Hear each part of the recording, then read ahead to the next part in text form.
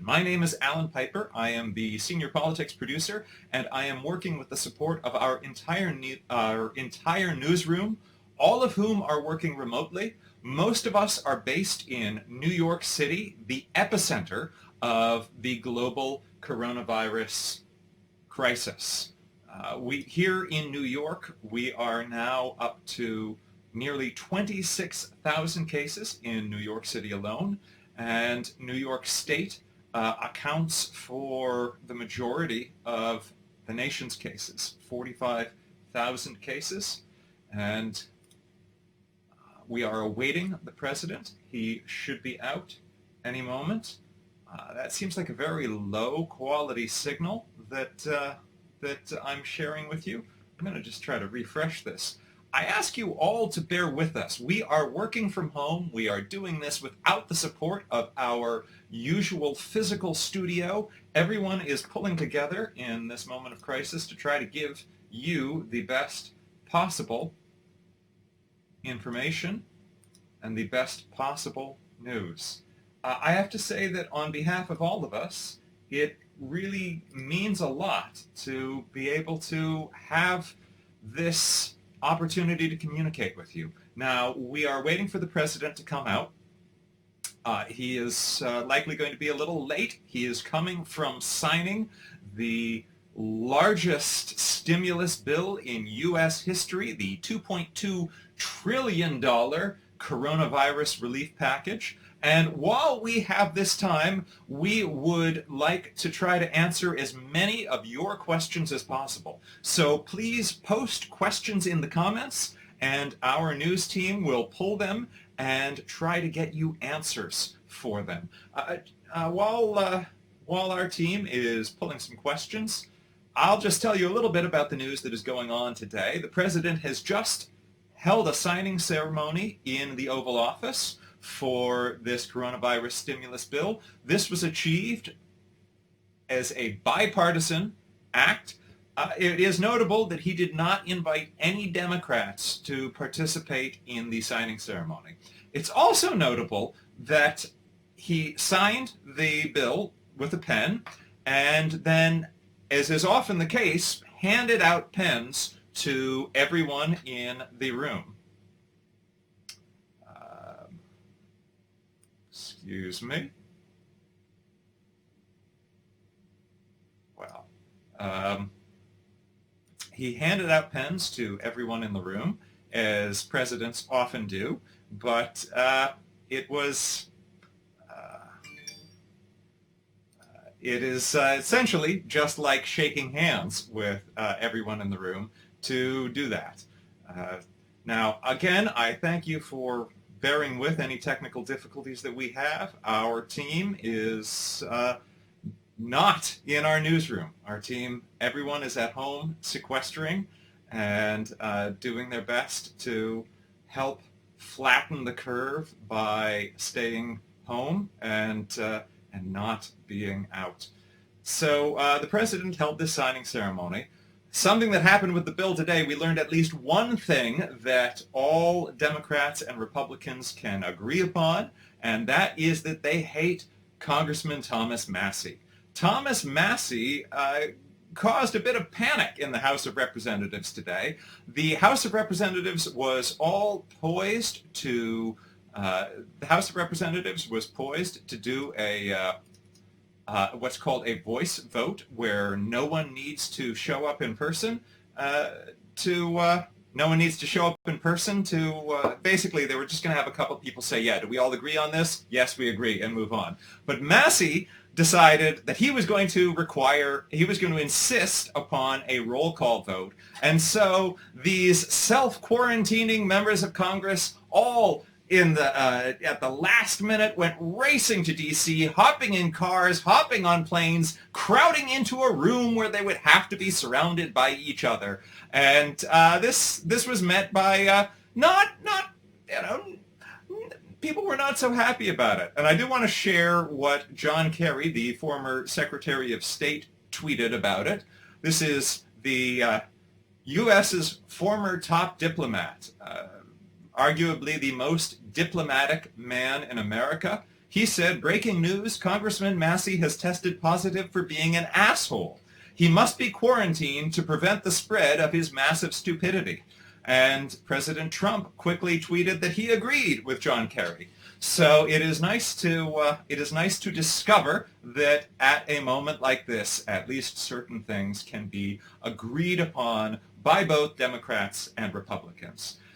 What's in this bill? Well, most middle and low-income Americans will be receiving $1,200 each as a direct payment from the government. Also, unemployment will be extended, and weekly unemployment checks will be $600 higher.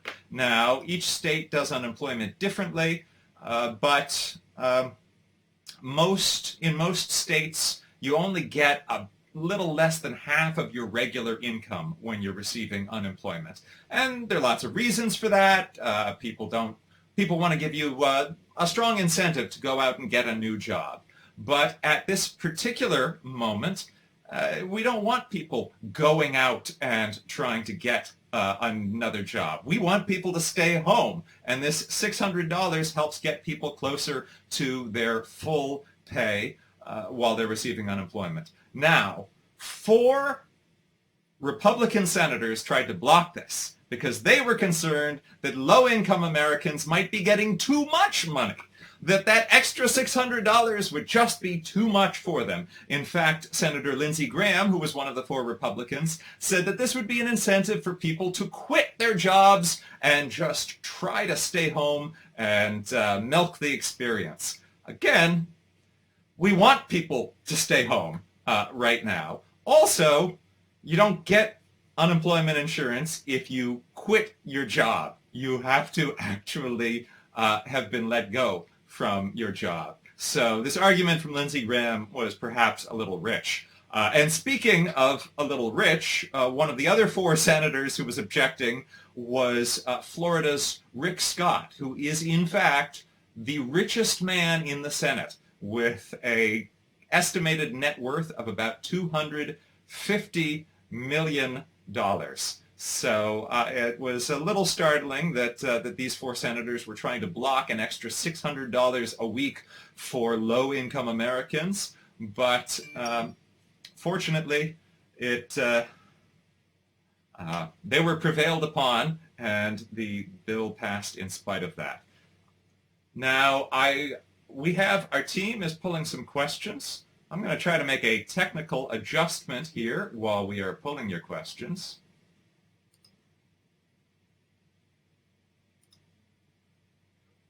And, righty.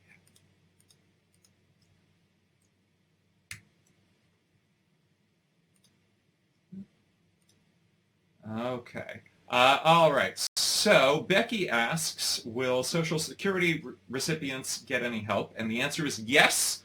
Social Security recipients will receive a stimulus payment based on their income, just like everyone else. If you do not file taxes, this is an important thing. This was a problem in the original version of the bill. Originally, people who do not pay taxes, people which is a lot of Americans for various reasons, they were not going to be getting a check. Now they will. This check will be based on the information in your 1099 form, our newsroom says. We have Michael Lester in our newsroom fact-checking that for you. And we're going to try to pull some more questions for you.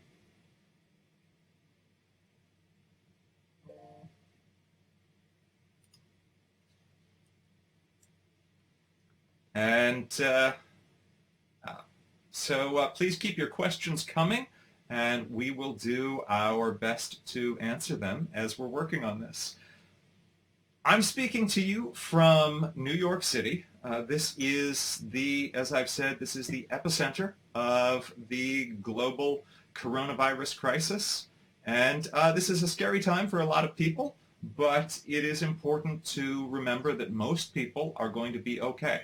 Most people who get this will recover from this and will have fairly minor symptoms.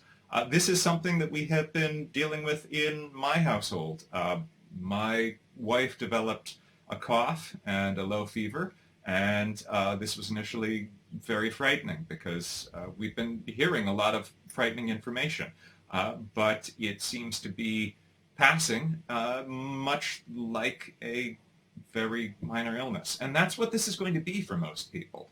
It's really primarily people who are older and people who have underlying health conditions who are most at risk. And that's why it's so important that all of us act not so much to protect ourselves, but to protect others. We have some 135 million Americans with some form of a pre-existing condition.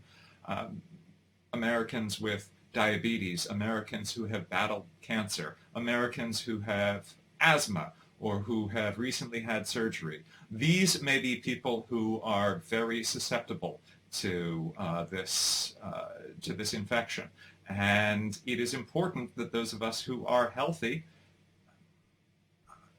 stay away from other people, because we could be asymptomatically carrying this to them and not even knowing it. Now, I'm going to see if I can get any more of your questions answered.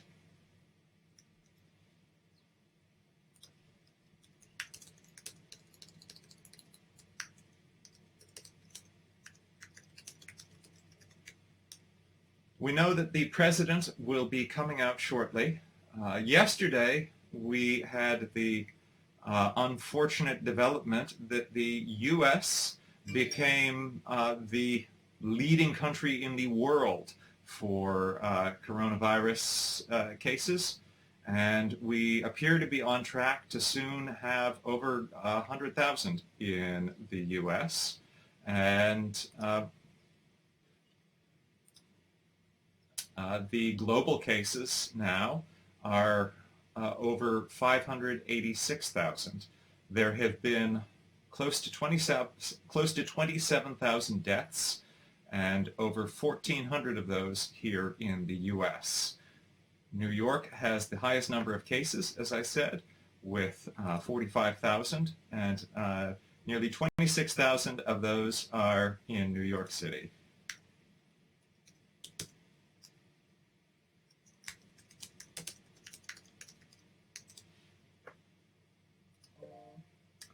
And if you're just joining us, this is NowThis live fact-checking of the president's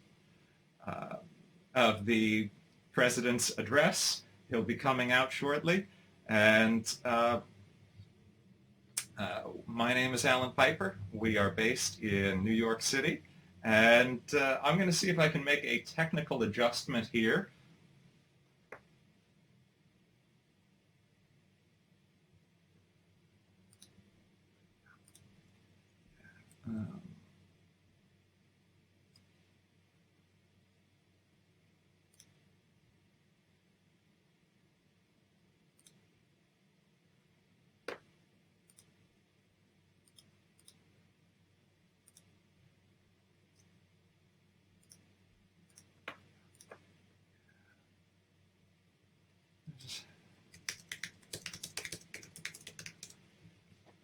All right, well, the president will be out any minute.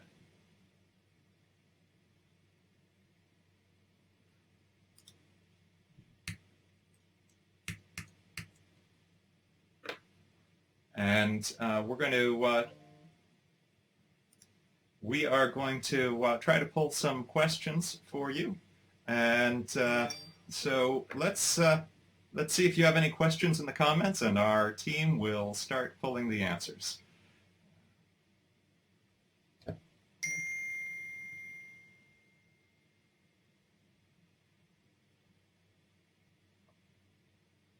All right, here's a question that's coming in. Somebody is saying, people are hearing rumors that the $1,200 that everyone is receiving is just a loan. That is not true. The $1,200 is yours. You will be taxed on it, but it is yours. It is your money. People are probably confusing that with the loans available to businesses as a result of this law. we can review a little bit what is in the bill. This bill contains $1,200 per person to middle and low-income Americans, plus $500 for every child under 17 or under. It adds $600 per week to unemployment benefits for the next 12 weeks. Now, there are lots of things that lots of people don't like in this bill. Progressives believe that it gives too much money to large corporations. There are, in fact, $500 billion in government loans to large corporations. There are some safeguards on these loans. They are not supposed to be used to do stock buybacks or to increase executive pay, but they are being made available to large businesses. There is $350 billion in loans to small businesses. There is $150 billion to aid state and local governments. Already, governors of many states are saying that this is not enough.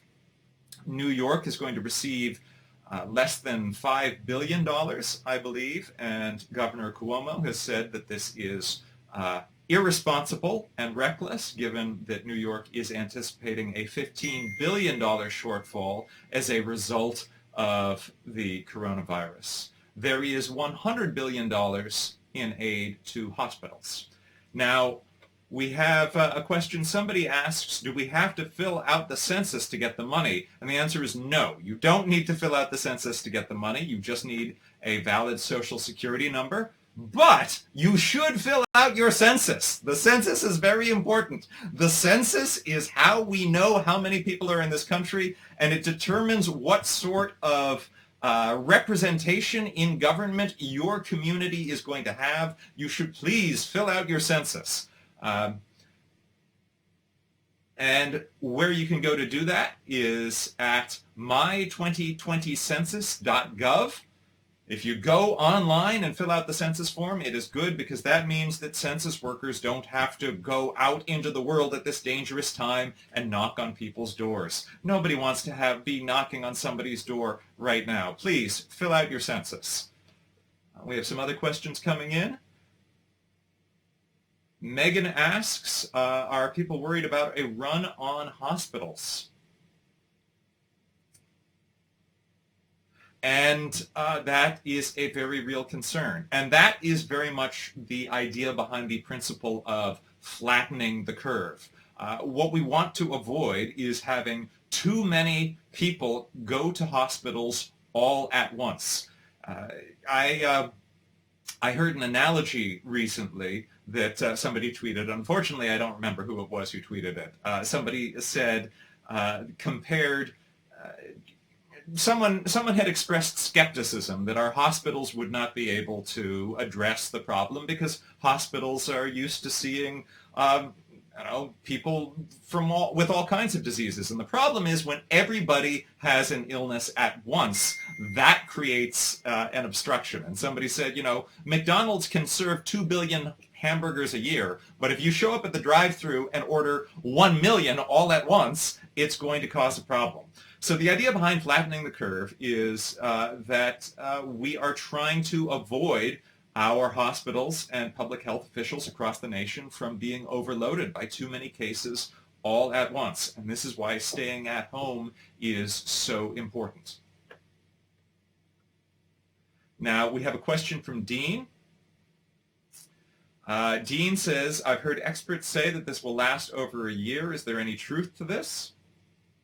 That is a hard question to answer. We don't know the exact course of this illness, but we do know that our health professionals are fast-tracking treatments and a vaccine. Dr. Fauci has suggested that this could turn into a seasonal recurring virus. It is possible that even after U.S. cases peak, Americans will still have to maintain some measures of social distancing. But one thing is certain. We know that the social distancing measures that are in place are working. They are slowing down the spread of this and will result in shortening the consequences of this outbreak, and it will get us back on track to things getting back to normal sooner. Let's see. And it was Maddie Green in our newsroom who pulled that question and answer for you. Tina asks, Michael Lester has pulled a question from Tina. Tina asks, does anyone know the upper limit for earnings to qualify for the $1,200? Okay, so any individual who on your 2019 tax returns had an income of over $75,000, or a couple with an income over $150,000, at that point it begins phasing out, and over $99,000 it goes away completely. So if you as an individual, if you're an individual living alone and you earn over $99,000, you are not going to get this payment. On the bright side, you earn over $99,000.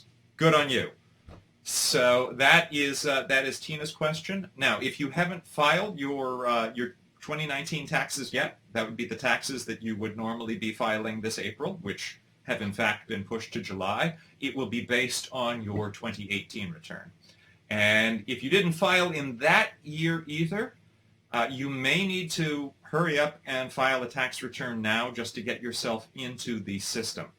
Now, if you have direct deposit with the IRS, if normally when you file your tax return and you get money back from the government and it goes directly into your account, that is how you're going to be getting this check. If you are not getting direct deposit from the IRS, the New York Times reports that you could be waiting up to 4 months to get this check. That's a good argument to try to get online and file your taxes now and get that set up if you haven't already. Victoria asks, yes, Victoria asks, I think I've just answered that question. Victoria asks, will the checks be sent automatically or do people have to fill out some sort of form? You do not need to fill out a form. If you are on the record of the IRS, if you normally file taxes, you will get this payment directly. Now, if you don't normally file taxes, you are going to need to file a tax return, even if it's a tax return that shows that you owe nothing. You are going to need to file a tax return to get yourself into the system so that you can get this payment. That is important information for people on Social Security, people on aid to families with dependent children, people on any number of programs who where your income may not be enough to require you to file taxes.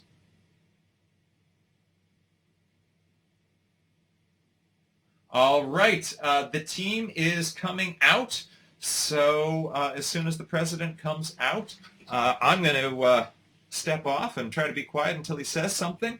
It appears that Secretary Betsy DeVos is among the people coming out today, so it'll be interesting to hear what she has to say.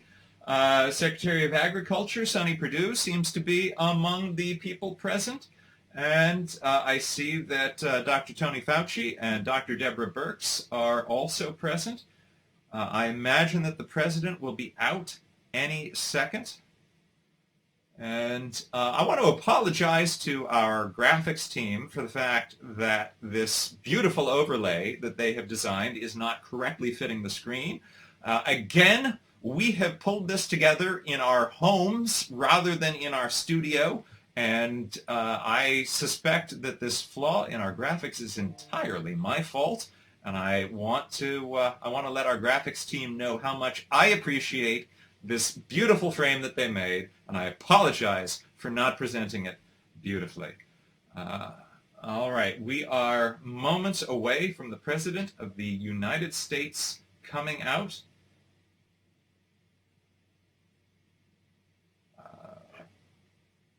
All right, I see someone else has posted a question asking, will people who are on disability receive these payments? The answer is yes, but you need to make sure that you have filed a tax return. All right, here's the president. I'm going to hand things over to him, and as he begins speaking, our team will help me correct him anywhere he goes wrong.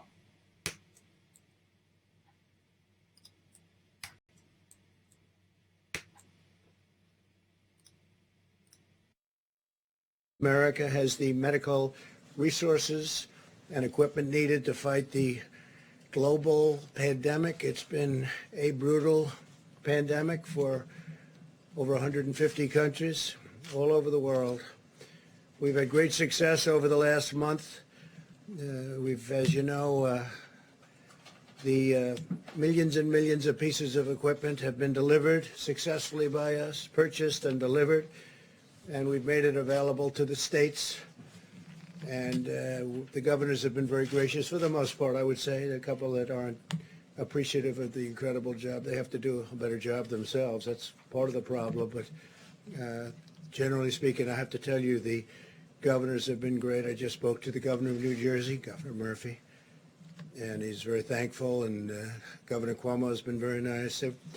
They've really appreciated, I think, what the federal government has done.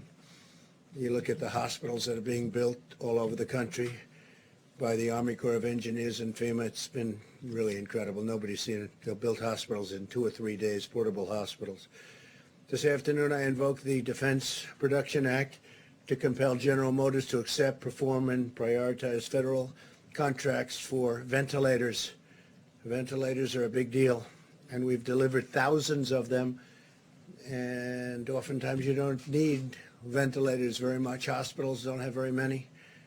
And now we're turning out that we have to produce large numbers. But we've been able to do that, and we're going to be doing a lot more. All right, now the president is trying to take credit for something that governors and members of Congress have been begging him to do for weeks, as states have already faced critical ventilator shortages. There has been no real answer given why Trump waited so long to actually invoke the Defense Production Act, especially as he announced a state of national emergency on March 13th. The president has also just used this press conference to attack the governors, saying that they aren't doing a good enough job.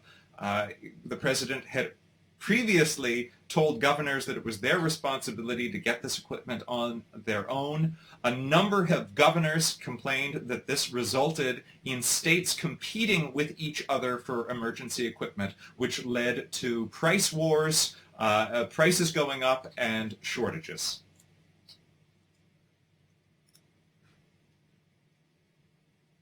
Authorities available under the Defense Production Act to respond to the outbreak of the terrible virus, the invisible enemy, as we say. My order also establishes that Peter Navarro, a very trusted person from the White House, and he's done an incredible job for me in terms of negotiation, in terms of understanding where the world is going economically. But my order establishes that Peter will serve as National Defense Production Act Policy Coordinator for the federal government. That's a very important position, more important probably than it's almost ever been in our country.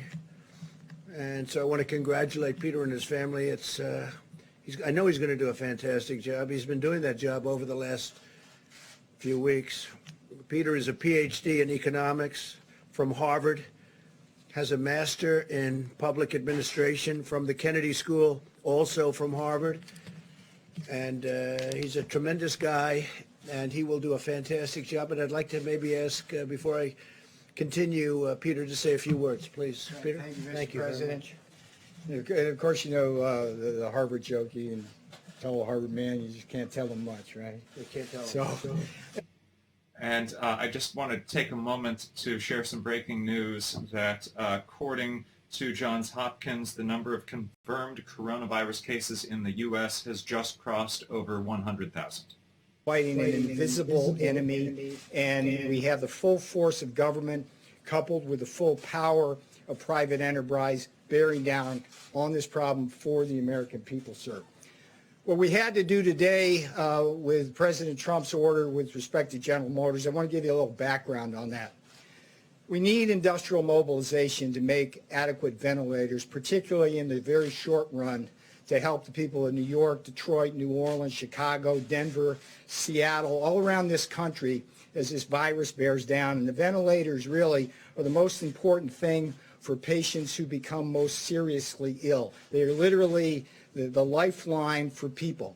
And I've personally been working with FEMA and I've been working with HHS and over 10 ventilator companies, making sure we can get what we need as quickly as possible. And virtually every one of those companies has been cooperative, patriotic, moving in Trump time, which is to say as soon as possible, sir. But we did have a problem with GM and Ventec. On the one hand, we had Ford and GE moving forward on a similar kind of project, patriotically moving as fast as possible. Over the last several days, we ran into roadblocks with GM. We cannot afford to lose a single day, particularly over the next 30 to 60 days. So President Trump invoked the Defense Production Act as a way of enhancing and accelerating this mobilization. I salute him for doing so. It's going to make my... Now, he's saying that we cannot afford to lose a single day, which is true, but what has happened is actually the president waited until this day to invoke the Defense Production Act, which would have allowed this process to be fast-tracked. That's what we've done, and we will continue to do it until our war is won. Economic, scientific, medical, military, and homeland security, all of this to vanquish the virus. We are working to sign contracts immediately with the major ventilator companies in the country, including GE, Philips, Medtronic, Hamilton, Zoll, RedMed, Hillrom, and Vyaire. These are all companies that do this, great companies. The FDA will be reducing and waiving unnecessary regulations in order to get this done. We're going to be getting rid of certain, let's say, barriers to speed. We want them to get it done quickly. They've been doing it for a long time. They've been making ventilators for a long time. Hopefully General Motors will join in the fray. Under the normal condition that you would be regular times, 29,000 ventilators are distributed in the United States each year.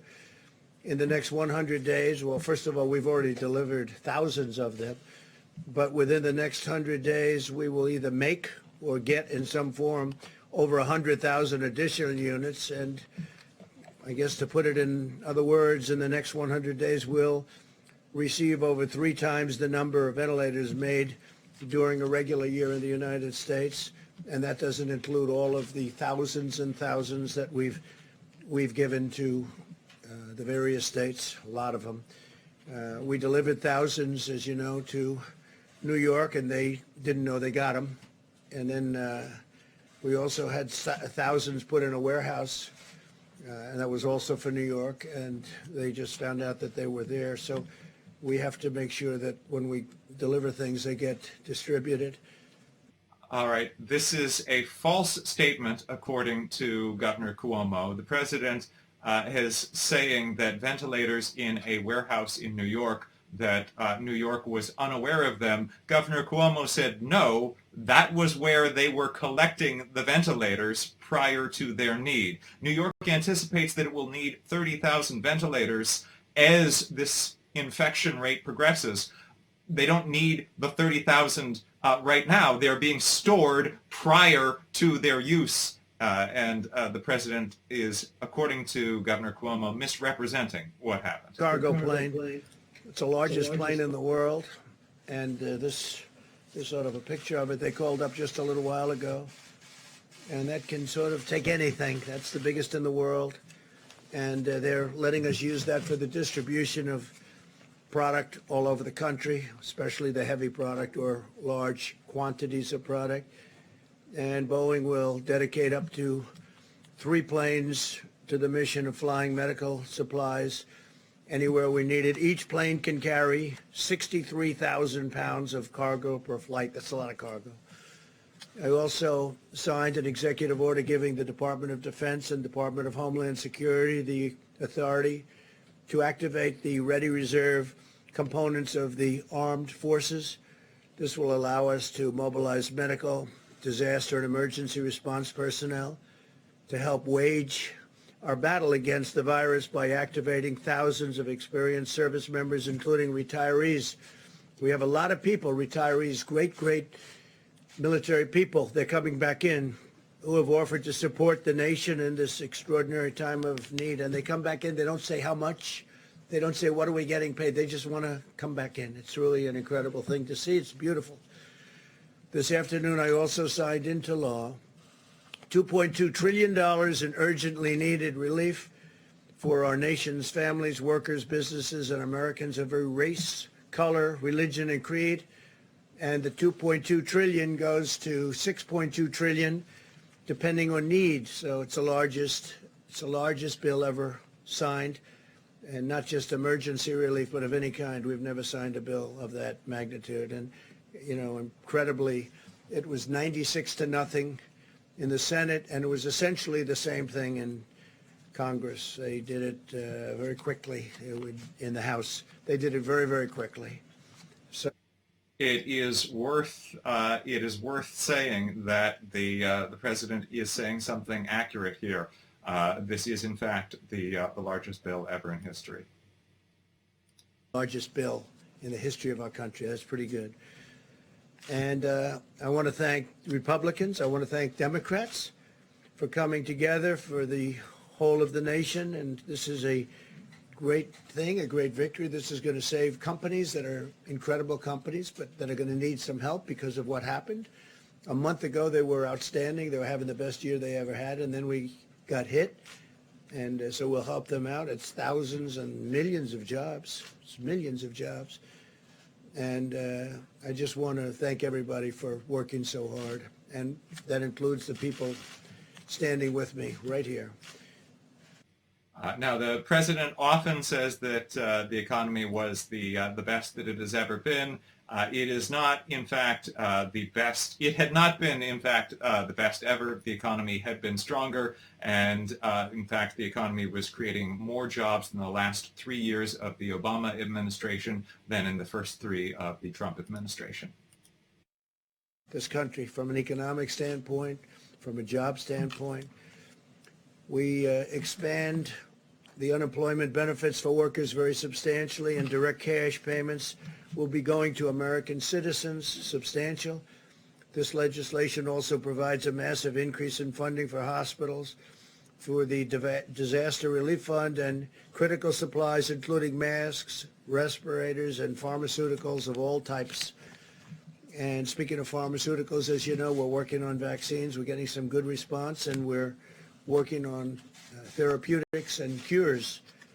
And we have some very interesting things happening. This afternoon, Apple launched a new tool created in partnership with our task force, the CDC and FEMA. Any individual who is concerned that they might have the virus can now download the free COVID-19 app on their iPhone and answer a set of simple questions about their symptoms and risk factors. It's getting to be a very modernized system indeed. They'll soon receive HHS recommendations on what to do next, including whether they should get tested or not. And again, we only want people to get tested if we think they need it. In a few moments, Secretary DeVos and Secretary Perdue will discuss new partnerships with the private sector that are providing meals to millions of students while schools are closed. They've both been incredible, the job they've done. I appreciate them very much. We're grateful for the assistance of Niran Chaudhary, CEO of Panera Bread Company. They've been so incredible to us, and to the people of our country. And Denton McLean, chairman of McLean Global Logistics, and they've joined us. They're on stage with me. They're going to speak. Throughout this ordeal, I've been awed and inspired by the American people more than anything else, more than anyone else. Americans of every walk of life have followed the guidelines, shown incredible compassion, and sacrificed greatly on behalf of their fellow citizens. I want every American to know that their selfless and heroic actions are saving lives, and I want them to know, and I've said it before, that I'm very proud to be their president, very proud of the American people. My administration is actively planning the next phase in an all-out war against this horrible virus. We're now testing nearly 100,000 patients per day, more than anybody in the world. And we've now, as of even a couple of weeks ago, tested more than any other country in the world. And our capacity continues to grow. This is a misleading statement. Will allow us to monitor. When the president says that we've tested more than any other country, the U.S. lags far behind other countries in testing. Per capita, South Korea has tested roughly 7 times as many people as the U.S. Data-driven. This surveillance testing will soon enable us to publish updated guidelines for state and local leaders. We want every county and region in the country to have the on-the-ground evidence that they need to determine the mitigation measures that are right for them. Each location is different. Some are very, very different. Some are day and night. Some are in great shape and some aren't in great shape. And we'll be able to have very accurate information very shortly. We already have a lot of that information. America is bravely battling this pandemic through cutting-edge science, medical innovation, and rational, deliberate, and determined vigilance. No effort will be spared in winning this war. We're going to win the war. Hopefully we're going to win soon and with as few lives as possible lost. You see what's going on all over the world. You see the lives. You see Italy. You see Spain. You see all of these countries going through so much, going through such hell. And we're all in very strong communication. I can tell you our professionals are dealing with them every day. Many of the countries, so many countries, but many of the countries we're dealing very directly and closely. And we're going to be in very good shape in terms of certain equipment that's very hard to get, very hard to manufacture, and at the right time we'll be distributing that equipment throughout the world to other countries. Boris Johnson was asking for ventilators today. As you know, Boris he's tested, unfortunately, he's tested positive, and it's a terrible thing. But he's going to be great. I'm sure he's going to be totally great. But they want ventilators. Italy wants ventilators. Spain wants ventilators. Germany wants ventilators. They're all calling for ventilators. Well, we're going to make a lot of ventilators, and we'll take care of our needs, but we're also going to help other countries. So I just want to thank everybody. I want to thank our great American citizens, and a lot of incredible things are happening, really happening, and it's too bad. I was saying before, we had the press conference when we had a signing ceremony when we signed the largest bill in our history. And I said, think of it, 22 days ago, we had the greatest economy in the world. Everything was going beautifully. The stock market hit an all-time high again for the over 150th time during my presidency. Again, the president is falsely saying that the economy before was the greatest that it's ever been. The economy had been stronger in the past. But we're winning it, and we'll be bigger and better and stronger than we were even before. And we will also have apparatus in place that works. We won't have broken systems. We'll have incredible systems. So if this should happen again, hopefully it won't, but if a thing like this should happen again, we'll be able to handle it very much more easily. So with that, I'll take a few questions. Steve, please. Tell us a little bit about these negotiations with General Motors. What were they reluctant to do, or was it a debate over cost or profits? Well, it got to be a debate over cost, and we don't want to think too much about cost when we're talking about this. This is not cost. I wasn't happy where General Motors built plants in other locations over the years, not so much during my term, but they built a lot of plants in other countries. I won't name the countries, but you can imagine. And so I didn't go into it with a very favorable view. I was extremely unhappy with Lordstown, Ohio, where they left Lordstown, Ohio in the middle of an auto boom because we had 17 car companies coming in, and then they were leaving one plant in Ohio. I love Ohio, and what happens? That became the story. Not that all these plants are moving in, but that you had one plant they were leaving. And frankly, I think that would be a good place to build the ventilators, but we'll see. We'll see how that all works out. But, so I wasn't too thrilled, and then we thought we had a deal for 40,000 ventilators, and all of a sudden it became 6, and then price became a big object. But Peter Navarro is going to handle that, and Peter will do a very good job. We'll see, maybe they'll change their tune, but we didn't want to play games with them. Yeah, President? Mr. President, 2 questions for you, one on state quarantines and the other one on the search for treatment. The first one, over the last 24 hours, governors in multiple states, including Florida, Rhode Island, have issued quarantine orders for travelers coming from other states. Quarantine orders, yeah. And they are intercepting people on highways, at airports. They say this is at the recommendation of your administration. Is that true? And if so, why doesn't your Well, I think I'm administration going to just... let Tony speak to that a little bit later, but we're being very strong on quarantine. We're being very strong on people not leaving, especially certain states, and going to other states where they have less of a problem. I mean, you're hearing constantly about people leaving New York and going down to Florida, and New York obviously is a hot spot, and that's why we're building all those hospitals in New York and all those medical centers in New York. So we'll let Tony answer that, but specifically, you have to understand, we're not playing games. John? Mr. President, if I could come back to the invoking DPA. This morning you tweeted about it, and I'm told it was coincidentally, not long after that tweet, Ventec and GM announced that they had reached an agreement to, at their Kokomo, Indiana plant, which is a clean facility that makes electronic equipment, produce up to 10,000 ventilators a month, with the first ones to be delivered in a couple of weeks. So why the need after that to invoke DPA? It wasn't after, it was before.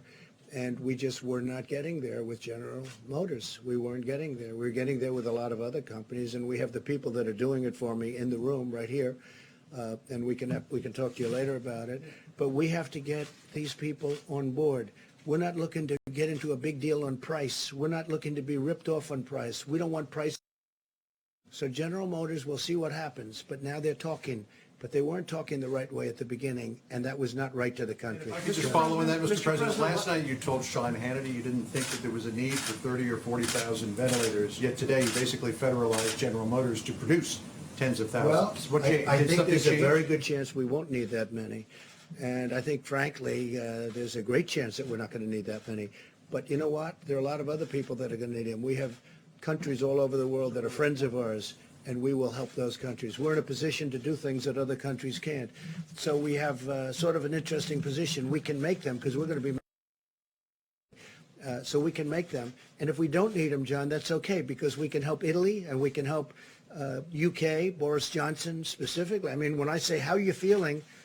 And the first thing Boris said to me is, we need ventilators. So surplus will be Oh, sold absolutely. We're not going to be keeping her. All over the world they want them, and we're in a position to make them, and other countries aren't. Okay? If I first can follow up on that, Governor Cuomo had said 30 to 40,000 they need. He based that on that we're advising him. What are you basing your assessment that he doesn't need that many on? Well, if you look, and I think you can ask that question best. The experts that were advising him, what are you basing your assessment that he doesn't need that? Hospitals based on pretty high estimates. You know, I'm doing them anyway.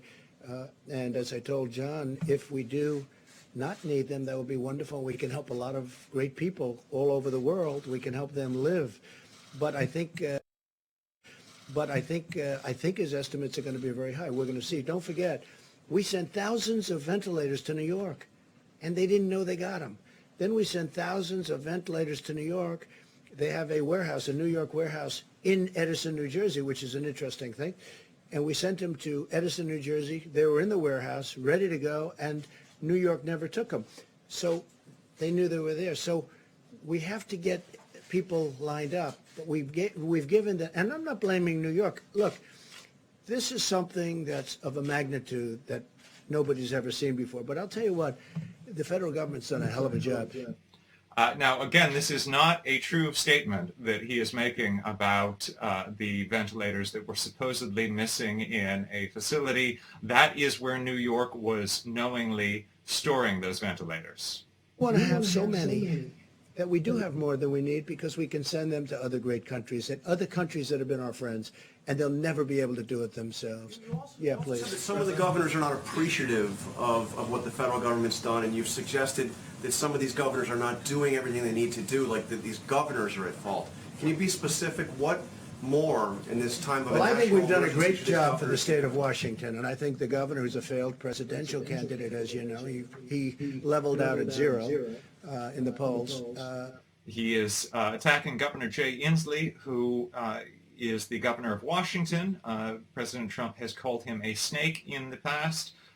Washington was originally the site of the deadliest outbreak of the coronavirus. And we've taken such great care of Michigan. You know the care we've taken of New Jersey. I think if you ask Governor Murphy of New Jersey, how are we doing? I think he'd say great. I think. He's a Democrat. Governor Cuomo has really said we're really doing a great job. And I saw the news conference where he was thanking the people from FEMA, the people from Army Corps of Engineers this morning. I mean, they built a hospital like in 3.5 days. And it's a big hospital in the Javits Center. And they're building medical facilities in different parts of New York. And Governor Cuomo's been appreciative. But, you know, a couple of people are...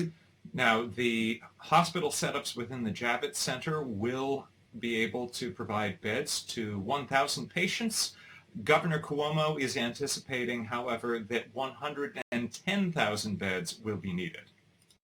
To be appreciative. We've done a great job. And I'm not talking about me. I'm talking about Mike Pence, the task force. I'm talking about FEMA, the Army Corps of Engineers. There's no country in the world could have done what the Army Corps of Engineers has done and is doing. Now they're going in and building they're going into hotels and renovating hotels. That should be for governors to do. That should be for states to do.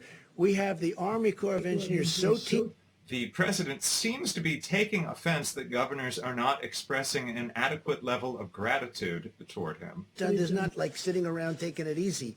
These are workers. These are incredible people. So I think the Army Corps of Engineers, when somebody for political reasons wants to blame, I view that as blaming these incredible people. Nobody's ever seen it. I don't know if you've been to the Javits Center. Now, I've seen it. I would love to go there, but with all that we're doing, we will be tomorrow at the hospital boat. We have this incredible hospital boat. It was supposed to be ready in 3.5 weeks because it's under maintenance, a big maintenance contract. We were able to get it done quickly. We were able to stock it up to the top, and it's leaving tomorrow at 2 o'clock. It's leaving Virginia. It'll be in New York on Monday, weeks ahead of schedule. I think even the media, I think the media and governors should appreciate it. And I have to say, the media's been pretty good, and the governors have been really good, except for a couple. And with them, it's just political. How's Trump doing? Oh, well, I don't know. Let's blame. Because we have done a job the likes of which nobody's seen. So it's the words they're saying that you're concerned about. I think they should be appreciative, because you know what? When they're not appreciative to me, they're not appreciative to the Army Corps, they're not appreciative to FEMA. It's not right. These people are incredible. They're working 24 hours a day. Mike Pence, I don't think he sleeps anymore. These are people that should be appreciated. He calls all the governors. I tell him, I'm a different type of person. I say, Mike, don't call the governor of Washington. You're wasting your time with him. Don't call the woman in Michigan. Well, it doesn't make any difference what happens. The governor is saying right now. He seems to be saying that the federal government should not be calling governors, should not be working with states that are not showing adequate appreciation to him. Now, this is happening when governors are trying to fight the spread of a disease within their states. We have sailors, we have doctors on that ship, we have everything. I'm not going to be jumping around in a huddle. But, yeah, I think it's a great sign. The President of the United States, they got a ship out of maintenance, completed all the work in a fraction of the time. It was supposed to be there for 3.5 additional weeks, so they got it done, and it's in great shape. And they're sending it up. So the answer, it's a good question. It's a fair question. I just feel that as the leader of our country, when they can do work like they've done, and they've been working all day, all night, medical supplies, everything, loading up that ship, I don't think it's the worst thing in the world. It's right down the road practically, right? Virginia. And I think it's great if I go to Virginia. I guess I can take helicopter or plane. It's like a tiny trip. And I think it's a good thing when I go over there and I say thank you. It doesn't mean I'm going to be hugging people, and it doesn't mean that I'm going to be shaking people's hands and everything. But I think it sends a signal when the president is able to go there and say thank you. So we'll be careful. Peter? Mr. President, on the stockpile of supplies for a pandemic, yesterday from the podium you blamed your predecessor, saying that when you arrived as president, you said, quote, "We took over an empty shelf." You've been president now for more than 3 years. Why didn't you and your administration fill that shelf? Yeah, I did. We did fill it twice. We filled it twice, and we've been distributing that for literally a year. So why are we We've in been this position, filling I guess out. Americans are Nice asking. question, Peter. Thank you very much. We've been filling it out, and we've been filling that stockpile many, many times. It's been filled many, many times, and now what we're doing is something different because I think it's better. We'd fill it, so it comes from wherever the point of manufacture or whatever is. We fill it. And then we go, now it's full, now we take it and we distribute it around. Now what we're doing is we have an emergency. We're saying, go direct, go direct, go direct. Now, the president has said something very confusing and apparently contradictory. He said that we didn't have the medical supplies to respond to this because the previous administration had left an empty stockpile. But then he's also saying that he replenished the stockpile before this all started. So even if the first statement had been true, it's unclear what it has to do with the present situation. With the president of China last night, pretty late in the night. It was fascinating to me. They have it's a different kind of a world. We talked for a long time. We talked for at least an hour, I guess. And one of the things I was asking him is, when did you notice that this was happening? We talked about the whole concept, how it happened, when it happened, what was the most effective use? I mean, was it the fact that, was distance the best thing? We talked about everything. And he's gotten and developed, because they're ahead of us from the standpoint of time. It happened there actually long before it happened here. By the way, it would have happened here a lot sooner had we not kept those people out. The Chinese people coming over to the country, had we not kept them out. The president is highlighting one of the problems with his response, the fact that we had the opportunity to learn from China from their first experience, and unfortunately we did not begin aggressively testing for the virus until, as the president has highlighted, the past 8 days. The president was in fact warned in January about the threat of the virus and didn't declare a state of emergency until May 13th. It's about anything. You want to talk about trade, they immediately get back to this. So we really did. We talked about trade. They're starting to buy very heavily from the farmers under the agreement, under the trade deal that we just signed. But honestly, me, all of us, everybody's talking. You turn on television, you read the papers, it's all about this. And you know what? It probably should be mostly about this. It's hard to talk about, hey, how you doing with buying from the farmers? They have started very, very large buying, as you probably have read. But what we really focused on was this. I also said, how have you done with cures, and how have you done with respect to vaccines? We discussed that. And, they're doing like we're doing. They're working on it very hard. They think they have some interesting things have been determined, and we'll see what happens. But we talked a lot about vaccine. We talked a lot about possible cures. How good would that be? I mean, that's game changer. So we'll see. And by the way, we have various things happening right now having to do with cures and vaccines, and I think we're doing very well, especially in the vaccine thing. I think we're very close, but as Tony will tell you, that's a long testing process. So we'll see what happens. To suspend tariffs? He never asked me to suspend tariffs. No, we're taking in billions of dollars. He never did ask me that. John? Mr. President, on Monday. All right. The president has returned to one of his favorite false talking points just now, claiming that we are taking in billions of dollars from China as a result of the tariffs. Tariffs on Chinese goods, I cannot stress this enough, are not paid by China. They are paid by the American importers. And typically, those businesses that import the goods pass that cost on to the American consumer. And by the way, obviously, we're not doing it for New York. You see, New York is just coming into this really heated situation. We're building a lot of things in New York right now that nobody thought would ever be building.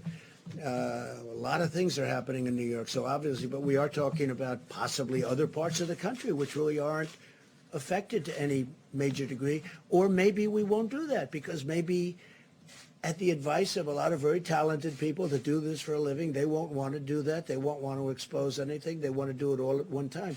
These are the kind of things we'll be talking about. So for people at home who are wondering, how long are we going to have to live like this? What advice would you give them? Well, it depends. We do want to flatten the curve. We want to see that curve start heading down in the other direction at a minimum. And we really have to talk about areas of the country that have not been affected or certainly have had a very small effect. And we'll see. I certainly want to get it open as soon as possible. I don't want it to be long, but we also want it to open safe. Otherwise, what did we do? So could it be months? I hope not. I hope it's going to be sooner. I hope it disappears faster than that. I really think that the people of our country have done a great job. Last night I was watching and I'm looking down Madison Avenue and Fifth Avenue. John, there were no people in the street. I mean, normally you wouldn't be able to see the sidewalk. There'd be cars all over. It'd be like rush hour stuff. I'm looking at it and I'm saying, I can't believe it. There are no cars. There are no people. There wasn't one person on Fifth Avenue walking down the street. I've never seen that before. You know, I guess maybe at 1 o'clock in the morning, 4 o'clock in the morning maybe, but I've never seen that before. The people have been incredible. They've really been, when you talk about distancing, social distancing, I mean, you know, we don't have a law. We're not going to put them in jail. And yet, they're really, I think there's two things. Number one, they are afraid. And number two, they really are wanting to win this thing. Yes, please. I wanted to ask you about United Airlines said today that they're worried that there's not enough money for them in the $2.2 trillion bill that you just signed, and that at the end of the sort of aid period, which would be the end of September, where the restrictions on layoffs come off, that they could be seeing significant layoffs. Sure. And so I was wondering what your reaction to that was and what the administration might do to prevent. So yeah, sure. It's a good question. We have brilliant people. We have a tremendous amount of money. And we have brilliant people that I'm taking from Wall Street with Secretary Mnuchin, who's done an incredible job, a brilliant guy. I'm taking from Wall Street. People that I've known, that you all know, the top people in the world. They don't want money. They don't want, I mean, will they get something? I guess maybe they'll get, who knows, peanuts, what they want compared to what they would normally get. I'm taking the smartest, the most brilliant people in the world in finance, and they're going to be dealing. I'm not going to hire somebody that's never done it, that's a political person or anything else. We're getting the most brilliant financial minds in the world. I know all of them. You know all of them. I mean, you read about all of them. I guess some you don't read about, and they're probably the smartest of them all. But the fact is, we're taking these brilliant people, and they'll be dealing with United, and they want to help. Look, the airline business, I'll tell you right now, the airline business has always been a tough business. It's always been a very tough business, tough to make money with. It's got every barrier you can have, that business has. But for And President Trump knows well the difficulty of the airline business, since his Trump Shuttle airline was one of his many failed businesses. handle all of it. We have plenty of money. Now, will we end up owning large chunks, depending on what these great geniuses decide, along with the executives of the different companies? You know, it's possible. And they'll make a better deal on the loan, but the taxpayer will then end up owning a big chunk of companies. As an example, Boeing. Boeing, until a year ago, was the greatest company, I think, in the world by far. There wasn't anything close. I believe it was 1% of GDP, okay? Think of it. One company, 1% of GDP. It was flawless. Then it had the problems, and then it had on top of it this whole thing with the virus. So Boeing will probably need a hand, and we're going to bring Boeing back to health. But we have the smartest people in the world. We have the smartest, I don't even know if you know that. I think this could be the first time you've heard it. People like Larry Fink we're talking to, and that's BlackRock, and we have, you know, the smartest people. And they all want to do it. They all, I mean, this to them, they love this country. They all want to do it. So we're speaking to people like that, and they'll be able to work it out. I guess my question is, there's probably a tension between bringing companies back to economic health and protecting people's jobs. I'm wondering if you're going to intervene and ask Treasury Secretary. No, I think they're the same to- thing. I mean, bringing people back to health and protecting people's jobs. To me, and I'm okay at this stuff, that's the same thing. I'm in a much different position as president than if I were an investor or something. But I want to bring them back to health because I want to preserve their jobs. But I also want to preserve airlines because that's preserving lots of other jobs. That's preserving the travel and leisure industry, which is perhaps the largest industry in our country if you add it all up. You add up all the hotels and all the traveling and all the planes and everything else, probably by far the largest industry in our country. So saving the airlines is very important. And the airlines were all doing well. The airlines were doing record business a month before this today, let's say. Even 22 days to be exact, right? When we first started seeing some real signs of problems. They were at record levels. Last year they had a record year, the biggest in the history of the airlines. Everybody was doing well. I mean, I was presiding over the most successful economy in the history of the world. And now we're going to have to rebuild it. And I think we're going to have an absolute... President Trump was presiding over a good economy for many people. He was not presiding over the best economy in the history of the world. The economy has grown faster at many times in history, including through much of the Obama recovery. That has the highest percentage of elderly in the country. That's true. Do you believe Governor DeSantis is handling this well? Do you have I do confidence? because he's a very talented guy. He's a very good governor. Everyone loves him. He's doing a fantastic job for Florida. He was not happy with the people coming down from New York. They're flying down from New York, and he had a state and has a state with, obviously a lot less problems. Florida's been doing really well in the sense of testing. The testing has shown much better results. They'll talk to you about that later.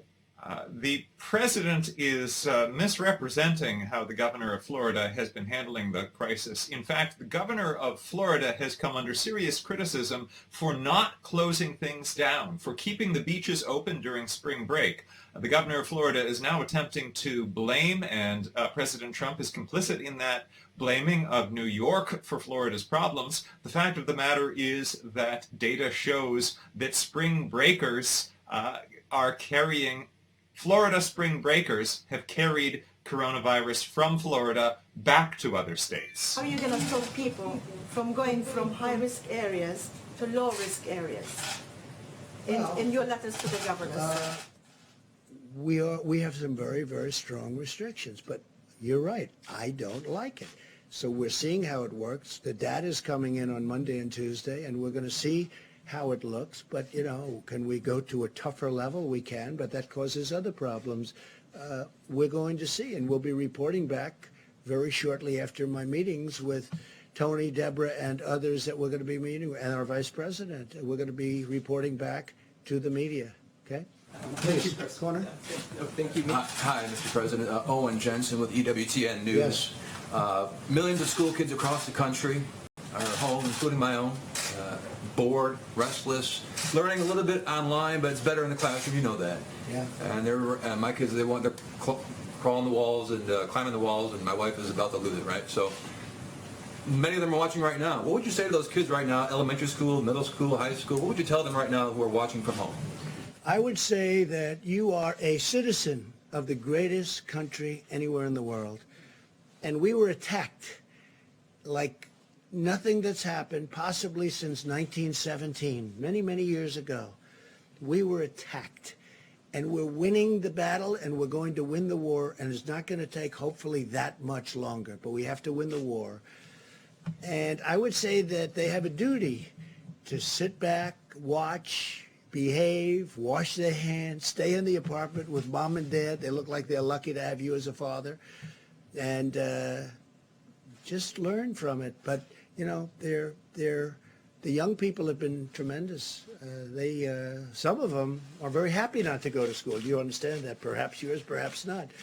But we have literally had no problem. But again, they should just sit back and be very proud of our country because we're doing it for them. Ultimately, we're doing it for them more than anything else, if you think about it. The other thing that's nice, and the one thing that has come out, and I learned this, again, it was reaffirmed by President Xi, last night in my conversation. The young people are really, it's an incredible phenomenon, but they are attacked, successfully attacked, to a much lesser extent by this pandemic, by this disease, whatever they want to call it. You can call it a germ, you can call it a flu, you can call it a virus. You know, you can call it many different names. I'm not sure anybody even knows what it is. But the children do very well. It's almost the younger they are, the better they do. I guess the immune system is, sadly for some of us, their immune system is stronger. But actually, I'm very happy about that. But they have been attacked, for instance, the Spanish flu. And if you look at the H1N1, the spine, if you take a look at the swine flu. The president has said something that is partly accurate, but it is important to clarify. He suggested that young people are not particularly at risk. And it is true that young, healthy people are more likely than older people to recover from this. But new CDC data does show that nearly 40% of patients who are requiring hospitalization are under 54 years old, ages 20 through 54. A lot of the media has been fair. I'm not used to fair treatment in the media. I don't know. I don't know how to handle it. But the media has really been, overall, I think the media has been pretty fair. Some not. I mean, I could tell you who, but what's the point? But the media has really been fair. I mean, they view this as we're all in a problem together, and we're going to win. We're going to win. Please. Yes, thank you, President Trump. New York is currently the epicenter of the outbreak in the U.S. with about...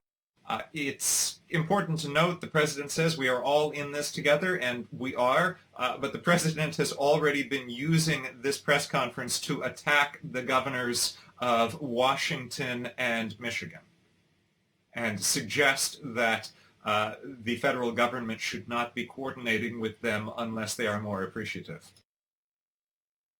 And that's all right, but that's not happening.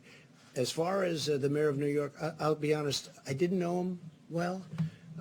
He and I are obviously opposite persuasions, and we would go at it, but we didn't, I don't know if we ever spoke other than to maybe say hello a couple of times. I did down at the Memorial, World Trade Center Memorial once a long time ago. So I've spoken to him a lot, Mayor de Blasio, and we've really had incredibly productive discussions. I've gotten him a lot of people. We've gotten him a medical center. He's asked for, at Elmhurst, I know Elmhurst Hospital very well. I mean, that was an area of Queens that I grew up in. And boy, you talk about an epicenter. That's really the epicenter of the epicenter. That's really something. We talked about it because that was, you know, very close to where I grew up. And you know, knowing it, being so familiar with it, it's incredible to see where they have the trucks. I don't have to go into great detail, the refrigerated trucks coming up, and I've never seen anything like it. The president is saying that he has provided New York with what it needs and has specifically cited the Elmhurst Hospital, where we know that nurses have been using garbage bags as protective gear because they do not have enough gowns. Of Defense, Esper, and we had a great conversation, and we're helping him get some of the things he needs. I don't have to go into great detail, but he's very happy about what we were able to do for him today. And he's like us. He's working very hard. But I can't say anything bad about Mayor de Blasio. I mean, my relationship with him over the last couple of weeks has been excellent, and we've done a good job for him too. Yeah. On the governors, please. There's been a lot of talk about ventilators and PPE and that kind of thing, but what about hospital capacity? And are you prepared for the stories? So we're that are doing going that. to Great come? question. We're increasing capacities. Right. We're actually adding on through the Army Corps of Engineers. This is a big job, and we're doing it in many states, not just New York and California. By the way, Gavin Newsom's been terrific, I have to tell you, the governor of California. We're getting along really well. We're working hard for him. As you know, the hospital ship, the other hospital ship, and they are incredible, that just arrived in Los Angeles, fully stocked. But Gavin Newsom has been really good, and so many of the governors have been good. And these are governors that I've been fighting with about different things for a long time, the forest fires in his case, and the border, and all sorts of things. And here we are, getting along very well. So, and I appreciate his nice words. I really do. I really appreciate. The president is referring to the naval ship, the Mercy, which has arrived at the port of Los Angeles and will provide 1,000 beds to help California address the crisis. However, Governor Newsom has suggested that there are still a shortage of beds by over 16,000. Things, and normally this, in all fairness, this is done normally through local government. We don't go into cities and expand a hospital that's existing, but we're doing it now because we really are equipped to do it. We have incredible people, and we're expanding hospitals. We're building. The president suggesting that this is normally dealt with at the local level, that's a misleading statement. A global pandemic is not a normal situation and could never possibly be dealt with solely at the local level. Of the way the governor speaks. We're doing it in a lot of different locations, and we're doing a lot of expansions. We're also taking over buildings, and the city will go in, or the state usually will go in, take over a building, and we go in and equip it and make it so that it's now hospital functioning. They call it hospital functioning. We're doing a lot of that. Again, this is normally done by governors and then give it to the city to do. You bring it into the point. But we're doing a lot of that, and they're doing a great job, mostly done by the Army Corps of Engineers and FEMA. A couple questions on those governors. You and your team obviously have had classified briefings on the pandemic, I assume, for a while now. Were the governors included in those briefings that you would have got in January and February? When did you warn the governors, as you would have had the information first? Yeah, well, they say I had classified briefings a long time ago, which wasn't true. But we've had briefings, and as I know it, the governors have also had many briefings by the federal government. To tell them this thing was coming. This was a... Oh, I think we knew. I think we knew for a while, but if you take a look, I was the first one to say to China, and I have great respect for China, I will tell you that, but I was the first one when they had the problem to say you can't come in, and if you go back, that's a long time ago. So if I can follow up. Mr. President, on this question of ventilators, I understand you have a question whether or not New York needs as much as they want. Governor Cuomo is saying 21 days from now. Here's what we're going to have. Are you ready? We're going to have more than, we're manufacturing a lot of them now. Yeah. We're accumulating a lot. We're taking a lot through the act. We're taking a lot. We're actually taking them. And we're going to have, in a very short period of time, and Peter's doing it along with some very talented people, some really talented people. It's very impressive, actually. But we're actually taking a lot. We're going to have plenty. And if for some reason, John, you're going to need even more, we're going to be prepared. As an example, we've given out thousands and thousands, which I think you'll know. We accumulated thousands. We give them out. But we right now, I think in the stockpile, we have over 10,000. The reason we don't want to distribute that is for exactly what you're saying. If there's a mad rush in New York, or maybe in Louisiana, or maybe someplace else, we don't want to have given out all of those units, the ventilators, and then in those sections we give them to Iowa, but they didn't have a problem in Iowa. We give them to Idaho. We give them to lots of different places, and now we have to try and get them back, which is never easy to do. Here's my question. No, John, what I'm saying is this. We are prepared for things that nobody has any idea that would be prepared. And you know what? When I took this over, it was an empty box.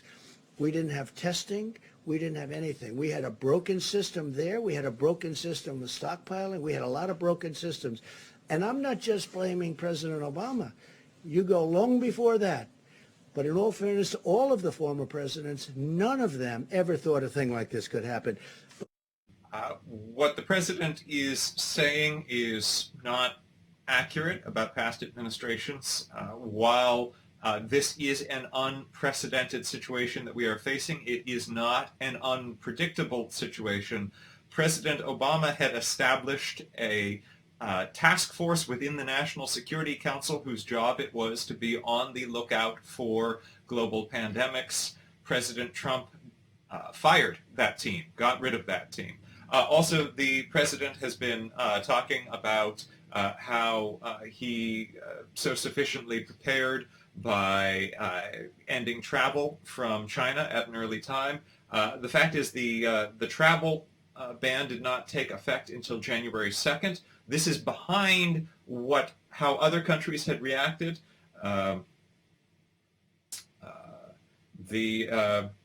North Korea had blocked travel roughly a week earlier. You go to other countries, and we're not only competing against states because we don't want to compete against states. We've had a couple of cases where states were buying, we were buying, and I said specifically, because I heard about it, pull back, let the state buy it. Immediately, the price goes way down, and they end up buying it. But we're also competing against many countries because many countries need the ventilators. That's why I want to build more, if possible. John, maybe we'll take one more question. The question I was building up to is are you able to guarantee, to assure these states, these hospitals, that everybody who needs a ventilator will get a ventilator? So here's what I'll tell you. I think we're in really good shape. This is a pandemic, the likes of which nobody's seen before. I think we're in great shape. I think that, number one, we've distributed, ventilators is a big deal. We've distributed vast numbers of ventilators, and we're prepared to do vast numbers. I think we're in great shape. I hope that's the case. I hope that we're going to have leftovers so we can help other people, other countries. Everybody who needs one will be able to get a ventilator. Look, don't be a cutie pie, okay? You know, everyone who needs one. Nobody's ever done what we've done. Nobody's done anything like we've been able to do. And everything I took over was a mess. It was a broken country in so many ways other than this. We had a bad testing system. We had a bad stockpile system. We had nothing in the stockpile system. So I wouldn't tell me what being a wise guy. Go ahead. Mr. President. The president is suggesting that it is a wise guy to question whether there will be enough ventilators for people who need ventilators to survive. A survey of mayors and city governments across the country found that there will be an anticipated need of nearly 140,000 ventilators. The president is talking about making thousands of ventilators, not hundreds of thousands. We are. It's our money. We are the ones. It's our currency. We can handle it, and we can handle. I watched Jerome Powell the other day, and he did a good job. He said, "We'll do whatever we have to do."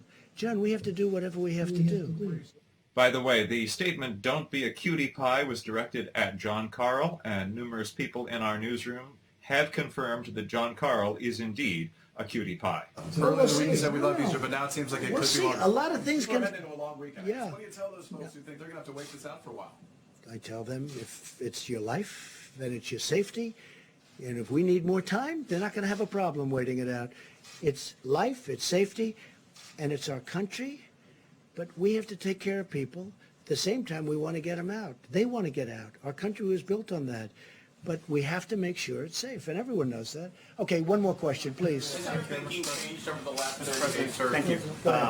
Both the World Health Organization, as recently as today, and your own health officials have treatments that we use for coronavirus should be scientifically demonstrated to be effective.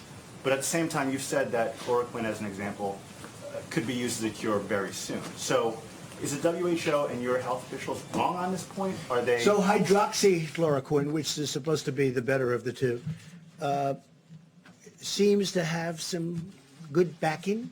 We're going to see. Look.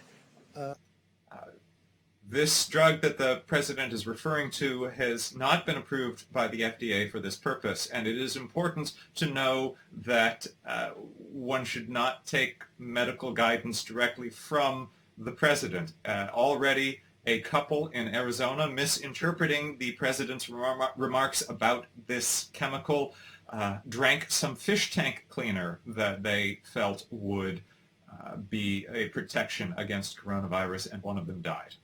Immediately. So, look, hydroxychloroquine is Bradley, don't forget to take out the trash. Certain thing.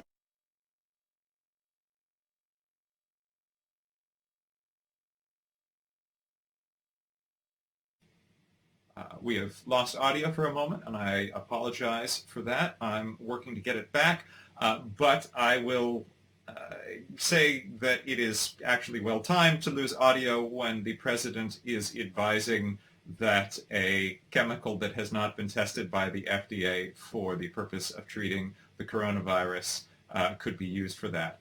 Please do not self-medicate or take any chemical that has not been specifically prescribed by a doctor for the treatment of this. Plans. I am working to resolve the audio problem.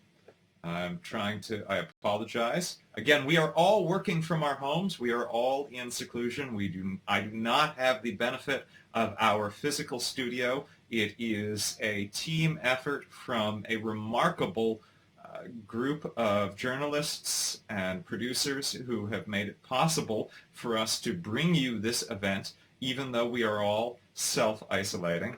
And so I am rapidly working to try to get you the audio back. It might take just a moment for that to happen. And I apologize for that.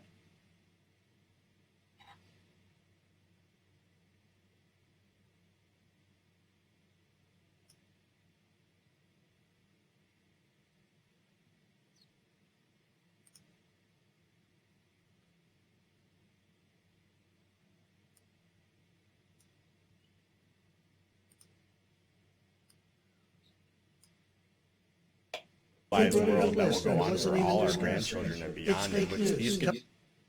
All right. Unfortunately, we're still having audio problems. It appears that the President of the United States is calling the press fake news for a question that he was asked. I'm working to get the audio back on, but while we are working on that, I will just give you the latest updates. Since this press conference began, there have been, we let you know when the U.S. crossed the 100,000 mark in total cases of the coronavirus. There have actually been an additional 1,000 in the last little bit of time that the president was speaking, bringing the U.S. cases up over 101,000.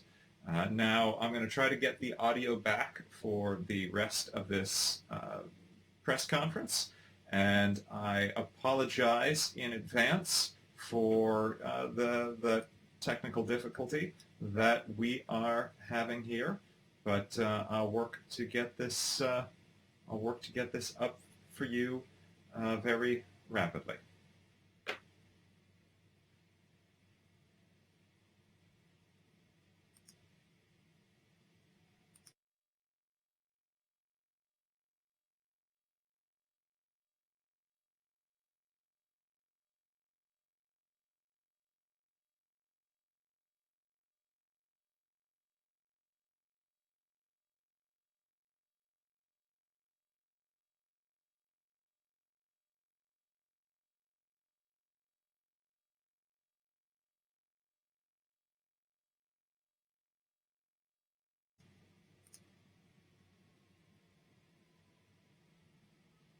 All right, it appears that I have lost that stream, so I apologize. We are all struggling through this together, this moment in time when we are all staying in, and we at NowThis are going to continue to strive to give you the information that will help you to remain safe and to make the best of this time in which we are all self-isolating. So since I'm unable to bring you the rest of this press conference, I'm going to sign off. We will be back tomorrow with the President's and the task force's press briefing. I anticipate that those technical problems will be resolved by then. Again, I apologize. On behalf of our entire team, I want to thank you for joining us. Please stay safe, follow the guidelines of public health officials, maintain a distance from other people. Do not leave your house for frivolous purposes that will put you in close contact with other people, but do what you need to do to take care of yourself. Let your loved ones know that you love them. Even if you cannot be near them, let them know. We will get through this time, and we at NowThis will do everything we can to help you through it. Thank you very much.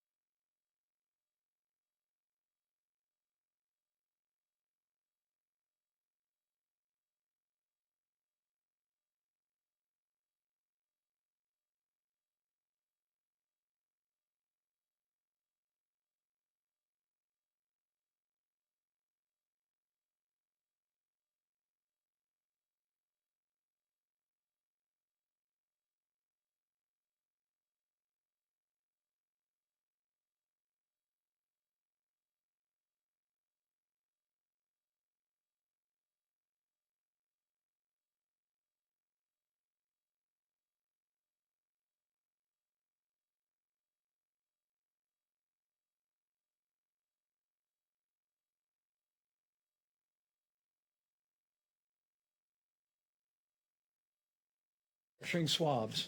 So businesses large and small all across America are rising to the challenge. As the President noted, he will attend the embarkation of the U.S. Navy ship Comfort tomorrow from Norfolk. The U.S. Navy ship Mercy arrived in Los Angeles today. We will continue to focus resources and supplies on those areas around the country that have seen significant outbreak. But let me send a word to hospital workers around the country. We continue to hear anecdotally and occasionally see in media reports people who have concerns that their hospital may be running short on personal protective equipment in the days ahead. We just encourage you to alert your hospital administrator. Hospital administrators, please alert your state health director.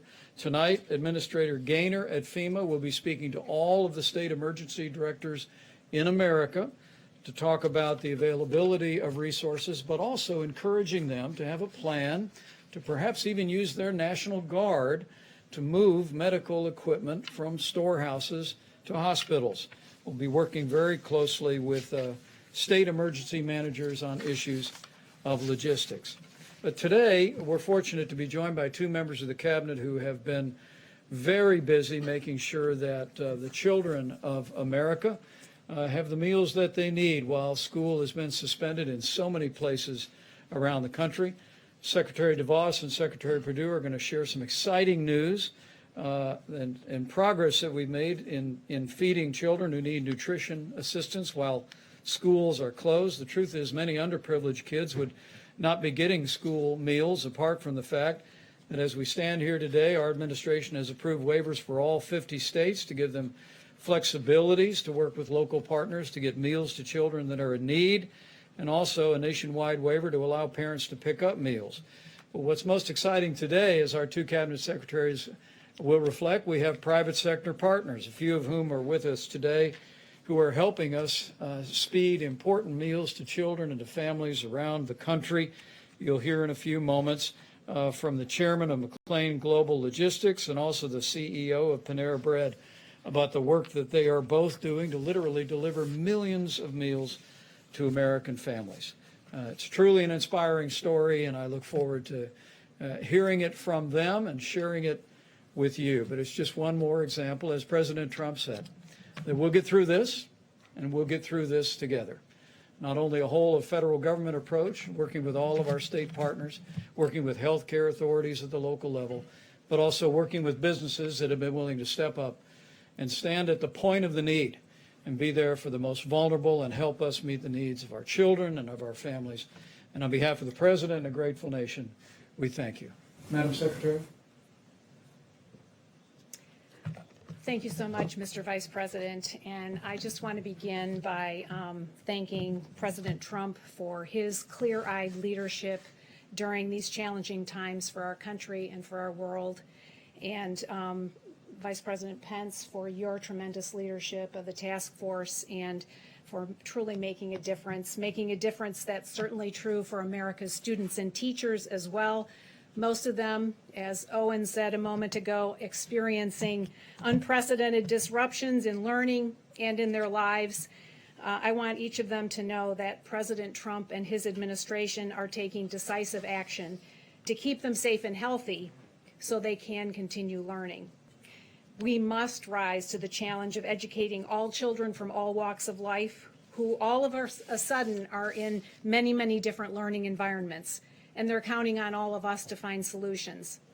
I'm really pleased to be here today for the announcement of another terrific solution initiated under the President's leadership. Secretary Perdue is going to share details of this public-private partnership, but before that, I'd like to provide a few additional comments and talk about the work that the Department of Education has been doing on behalf of students, parents, and teachers during this national emergency. My team and I are in contact daily with governors, state school chiefs, college presidents, superintendents, and local education leaders. We are quickly responding to their needs so they can do the next right thing for their students. Most governors have decided to close some or all schools in their states for a period of time. As a result, students may not be able to take federally mandated standardized tests this spring. And the President took action to make sure they didn't have to. We made the process to delay these tests for a year fast and painless. As of today, 47 states have requested the delay or the waiver, and 46 have been approved within a 24-hour period.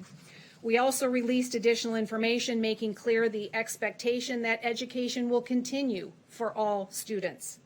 The transition to distance and online learning needs to happen quickly, and it needs to include meaningful instruction and supports for children with disabilities. Learning should not stop or be denied because schools fear federal regulators or fear doing something different. Distance learning is happening. States like New Hampshire and Florida have implemented phased and tiered approaches to meet the needs of students in their states. Other schools and states are implementing creative approaches and working through practical realities to help students continue learning. In remote Colorado mountain towns without internet connectivity, teachers are putting weekly learning packets together, and they're holding office hours by phone to help their students when they're stuck.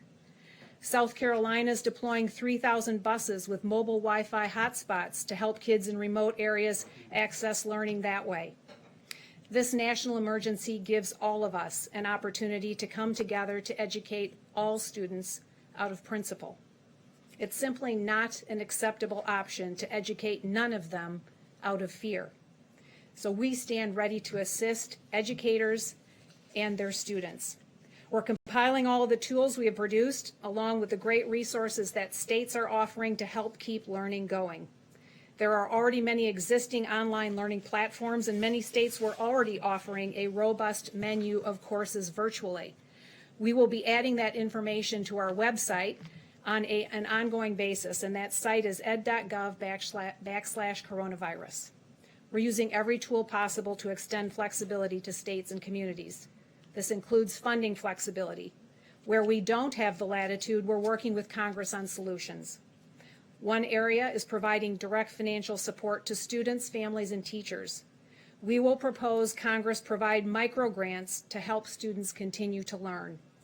These would be focused toward the most disadvantaged students in our states or communities where their school system has simply shut down. I've always believed education funding should be tied to students, not systems, and that necessity has never been more evident. We'll also support microgrants to teachers to help them pivot to supporting all of their students in a different environment than they've been used to. We know they are dealing with an unprecedented situation, but it's been truly inspiring to hear story after story of teachers rising to the occasion and meeting the unique needs of each of their students. Ultimately, we know everyone's grappling with the challenge of keeping students safe and healthy while also building capacity for remote learning.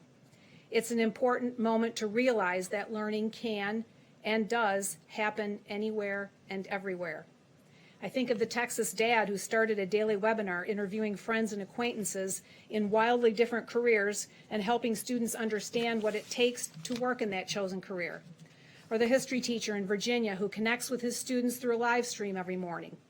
I think of the art teacher in Tennessee who's broadcasting her lessons over social media, or of Second Lady Karen Pence, who prepares packages of art materials and projects for her students to pick up with their school lunches. Or the principal in Alabama, who's going online daily, giving morning announcements, leading the Pledge of Allegiance, and a moment of silence. And I think of the many schools that have distributed laptops and tablets to students who don't have them so they can continue learning over video conference, and the ones that just don't have that option currently, like the remote Colorado towns.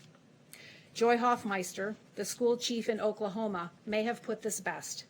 She told me, "School isn't a building. It's students, teachers, and families working together to advance learning." She's right, and that's our shared mission. Let me also touch very briefly on how we're supporting students pursuing higher education. At the beginning of this outbreak, we immediately gave institutions of higher education regulatory flexibility so learning could go online, and it did. In many cases, it was a seamless transition, and learning continues. And we're continuing to cut federal bureaucracy and let schools rise to meet this challenge. We've vastly improved distance learning policies, which are working quickly to enact for traditional higher education. Shorter-term programs and apprenticeships also need to grow and thrive. And as the President has so effectively championed, workers need these options as they look to come back stronger than ever from these momentary setbacks. The President promised to defeat this invisible enemy and keep our economy strong. He took immediate action and provided student loan relief to tens of millions of borrowers. We set all federally held student loans to 0% interest rates and deferred payments for 60 days. Now, with the CARES Act that he signed just earlier today, Mr. President, those actions will extend to 6 months. We hope these actions and others we've taken for those who've become delinquent on payments or have had other issues with their student loan payments will help alleviate the financial burden and anxiety students and their families are feeling during these tough times. These are tough times, but we, the people, are tougher. So in closing, let me offer just a few words of encouragement. To our students, your educations can and should continue. Learning can happen anywhere, and we will help make sure it does. We believe in you. To our teachers, we will support you and help you. You are doing great work. Keep it up. And to every parent and family, we know these are challenging times, but it's in the face of great challenges that Americans have always risen to the occasion and embraced greatness. And I know we'll do that once again. I thank again the President and the Vice President for their leadership on behalf of America's students and on behalf of all of us. And now I'll turn to my friend Secretary Sonny Perdue to share more on how we're working together to help support student nutrition. Thank you very much, Mr. Vice President. While our dedicated educators are out there trying to continue to fill our kids with knowledge even when they're not in a school site, USDA is working very hard to continue to fill their tummies. You may know that many of these children receive breakfast and lunch at their school sites, and our federal government participates with our dedicated school nutritional and lunch professionals throughout the country, and we have issued waiver after waiver to make this flexibilities available for things that make sense when children cannot congregate in a singular location. That's one of the first waivers we issued, and when Congress gave us the authority to issue more, we are turning those waivers around in rapid speed, really less than 24 hours. So we're very fortunate that we've got a great team at our Food and Nutrition Consumer Services team working 24/7 to make sure that our kids continue to be fed. It's a great partnership that's happening out there. I want to mention one other simple but very important point. about another matter that your listeners and readers may be very interested in. That's the food supply chain. USDA obviously is intimately involved in the food supply chain. We've worked with all those producers, even the ones who provide the equipment and materials for our farmers and cattlemen and producers out there to make sure they have what they need. They're part of the critical and essential workforce there to continue. And the good news is those folks are staying on the job. Those who've grown it, those who are processing it, our inspectors who are grading it just the same way they always had, those folks who are delivering it, packing it, delivering it, stocking those shelves, and checking out those customers. That's the great news about our food supply chain. And it's a great American story, Mr. Vice President, under your leadership, the President's leadership. This is that whole of America approach. Federal government can't do it all, but we got great partners out there in the food supply chain, as well as our food nutrition services and our partners in our school nutrition services doing a great job to continue to get these meals to kids there. Two of our private sector partners are here with us today. I'd like for them to tell their story because it's a great story. Denton McLean with McLean Global here has partnered with Baylor, a collaborative on poverty and hunger, along with PepsiCo, in order to pack 1 million meals a week to deliver to rural kids who might not can get to town to these drop-off sites where the other kids are picking up meals. And again, Niren Chaudhry, Niren Chaudhry of Panera Bread, CEO of Panera Bread, their company is also participating in Columbus, Ohio, with the Children Hunger Alliance there to deliver food meals that meet the regulations of USDA under flexible conditions there to get food meals there. And Panera's looking to expand that to nationwide as well. So, Denton, why don't you come and tell us your story? Thank you very much.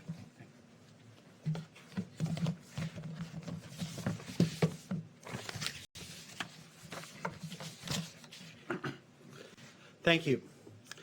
Mr. President, Mr. Vice President, Secretary Perdue, and Secretary Voss. Right now, there's a lot of focus on our large cities and the enormous challenges that they face. But imagine this. You live in Iberia Parish, Louisiana, or you live in the Nome Borough in Alaska. Your schools are closed, and normally your children get 2 meals a day at school. Both parents are working from home, but mom and dad just can't get to town where meals are being offered for pickup. That's about to change, and change for the better. Because of this USDA program, McLean Global will source, secure, receive, organize, assemble, package, label, and then deliver boxes straight to a child's home. And here's another big difference. For the first time, we'll be able to offer shelf-stable meals that will last 2 weeks. That's a true game changer for rural families. It's happening because of the President's order to do whatever it takes to get the job done. Everyone knows that tons of paperwork can be like lighter fluid for a great idea, and this is a great idea. We field tested it in 2019, and it worked. You've heard today about the administration's work on this project. Here are some other important partners in this effort. We have Baylor University. They will provide sponsorship and oversight. In addition, we're deeply appreciative to UPS and the United States Postal Service, and we're joined by PepsiCo Company to help get this accomplished. Because of this collaboration and our tireless employees, I can report to you the boxes are ready to ship. And after all, this is all about the children who must be fed during this crisis. We stand ready to serve. Thank you, Mr. President and Mr. Vice President, for caring about the specific needs for the children who live in rural America. Thank you. I want to welcome Niren Chaudhry, CEO of Panera Bread. Good evening. Thank you, Mr. President and Mr. Vice President, for your leadership. It's an honor to be here, and I'm deeply grateful for the opportunity. This is an extraordinary time, and I passionately believe that at such times we must all come together and do our very, very best to contribute and make a difference. At Panera, our mission is simple. It is about ensuring that good food is accessible to everyone. especially those who are the most vulnerable, such as children, and especially at a time like this. And we are absolutely determined to make a difference in this regard. Today, we are announcing a partnership with USDA and Children's Hunger Alliance to serve freshly prepared, wholesome meals to children in the entire state of Ohio to begin with, and hopefully after that to expand that program across many other states in the country.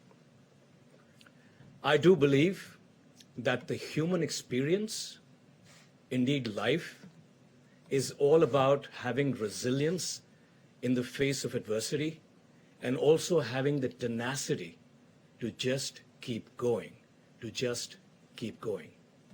And at Panera, our associates and our franchise partners live that spirit every single day. They are resilient and they're tenacious. And on their behalf, I pledge that we are committed to do the right thing for the country and help serve those who need it the most at this very important time. We are ready to serve. Thank you very much. Outstanding. Thank you so much. Thank you so much. Thank you for your business's incredible generosity. And I'll actually allow the two business leaders to step out if you'd like. We appreciate you so very much on behalf of the President and a grateful nation. Before we go to questions, I'm going to invite Dr. Birx and Dr. Fauci to step forward with a few reflections on what we're seeing in the data. And as you all are aware, over the next several days, our team will be assembling recommendations for the President to give further guidance to the American people, to states around the country, and they can both share with you the importance of ongoing efforts of mitigation by every American, the need to support what state and local leaders guidance is to every American community, but also as Dr. Birx continues to work carefully with the modeling, analyzing the data, she'll reflect on the progress we've been made in that. Deborah? Great. Thank you, Mr. Vice President. Just to pick up on some of the questions that you had earlier. So the issues that we discussed with the modeling yesterday was to ensure that the models were adjusted for the great work that every citizen is making in doing the mitigation efforts, and to see if that was reflected in the request specifically for ventilators. And so we wanted to make sure that with a limited number of ventilators and the issues that we saw in Detroit and Dearborn, in Cook County, and now in New Orleans, that we were balancing and projecting correctly based on both what the models had predicted and then whether they were adjusted for the incredible mitigation work ongoing in New York City. We understand that this week and next week will not reflect that mitigation, whether it's New Orleans or whether it's New York and the New York metro area. We know that the hospital admissions that we are seeing this week and next week will be infections that occurred before the mitigation started. But we wanted to make sure going forward that the needs reflected that. That was what was adjusted in the Ferguson model for the UK, and I know you're following that very carefully. They believe strongly that the mitigation methods that were put into place that informed our mitigation methods, we all were working off of that same model, and I want to make it clear that those models, those flu models, have been incredibly helpful to really predict what would layering of these different mitigation methods, from social distancing to staying home if you're sick, to staying in that household, to quarantine everybody in the household if anyone is positive. Now, there are other countries that took different approaches, and I want to be clear because we did hear from both China and South Korea. But it's always important that you adopt and adapt it to your community and the reality of your country. We do this around the world. You can't ever just take an off-the-shelf approach and then put it into action in your community. You have to understand your communities. And so although both China and South Korea removed people who were positive from their households and segregated them away from their families, we did not think that our Americans would adopt and adapt to that situation. And so that's why in our guidelines we asked people, if there is a family member, to try to self-isolate in the household, and so that that person is still there in the household. So I just wanted to be clear that, yes, we all heard about what China and South Korea did. As much as we could, we adapted them to the American situation, as the UK has done also. And we just wanted to be really ensure that all of the requests for the stockpile reflected the great work that the American citizens were doing in each of these areas to ensure help. And then finally, I know there was a question about requiring quarantine. I want to make sure that everyone understood when we talked about New York residents who had gone to other places, it was for them to voluntarily self-isolate and take care of themselves, because we felt like they could be exposed, and we really wanted to alert them that the rates in New York City were high and were increasing, and that they were probably exposed during some of the most exposure time period before the mitigation efforts went in. So this was really about a health of our New York citizens that then chose to go to other places, both to protect themselves and to protect others. So hopefully that's clear to everyone about those issues. We continue to look at the data every day. We really want to applaud the laboratory testing that is helping us. It will help us very much when we can get full surveillance up in many of our communities, and surveillance around those most vulnerable, particularly in nursing homes and long-term care facilities, so that we can more rapidly test both the workers and the occupants in those communities. Thank you. Yeah, thank you very much, Mr. Vice President. Today, just a few hours ago, I had the opportunity to get on a telephone call with the people who are on the front lines, the people who are actually in the ICUs or in the hospitals from all of the areas that are being hardly hit, including New York.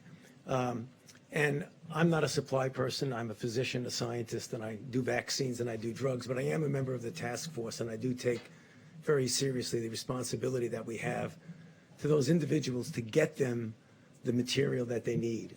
We've heard discussions about this, ventilators, personal protective equipment, masks, and things like that. They are doing an amazing job up there. And I just want to have a message to them, which I told them over the phone, that as a member of the task force with my colleagues here, we're going to do everything we can to make sure that they get everything they need at the time that they need that, because they are doing an amazing job up there, and I salute them. Thank you. Great. We'll take a few questions. John, just a quick one to Dr. Burks. Yes, please. I asked you, I think it was about 8 or 9 days ago, about the data from all these tests, and you had suggested that there would soon be a website where we would see all the data. Are we closer to that? When do you expect that? Do you have any data to give us tonight? 'Cause as far as I can tell, this has not been publicly released yet. Yeah, no, thank you. I've learned as Tony has described, we've learned that when a community is educated, we all do better together. And so it's important to get that information out when we start talking about where the virus is, what the % positives are, and really inform communities so that they can make decisions, so that people can take protective measures for themselves and for their families. And I find that it's important, yes, for us to have the data, but it's equally important for the state and local governments as well as the communities.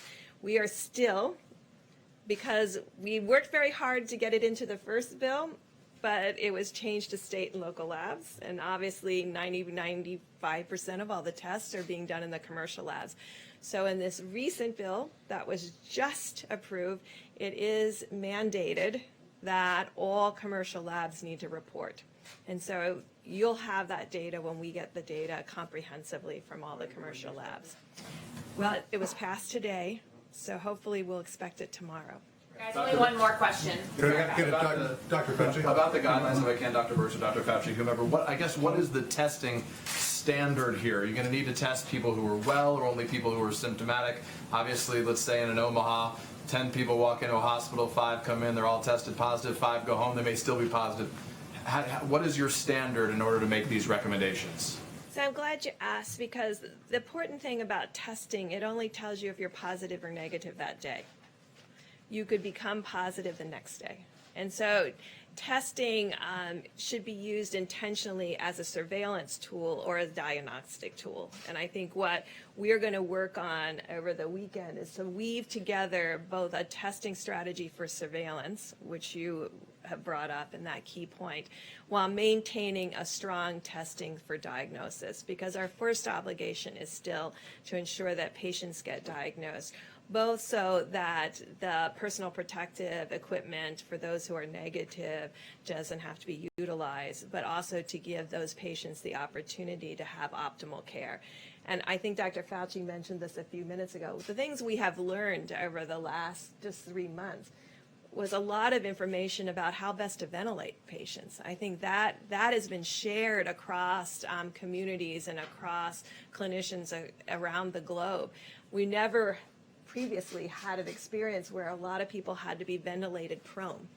So this kind of information that has been shared has been critical to improve the survival of the patients that we have in the United States of America. And we really want to applaud the countries who've been giving all of us that information and sharing it across the clinical network. One quick thing to Dr. Fauci, if I could. Dr. Fauci, Sunday will mark 1 month since the first death from this new disease. I wanted to ask you a bit of a philosophical question. I've known you for 25 years.